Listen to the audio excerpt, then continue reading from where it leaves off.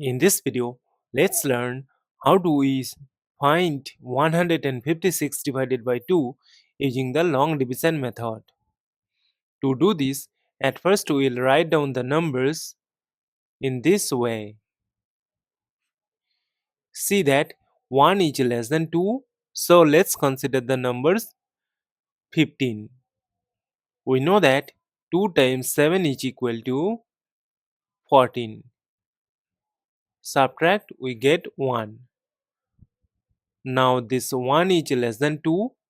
That is why we need to bring down this adjacent 6 here. And we know that 2 times 8 is equal to 16. Subtract, we get 0. As we get the number 0 and we have no number to bring down here, so we will stop.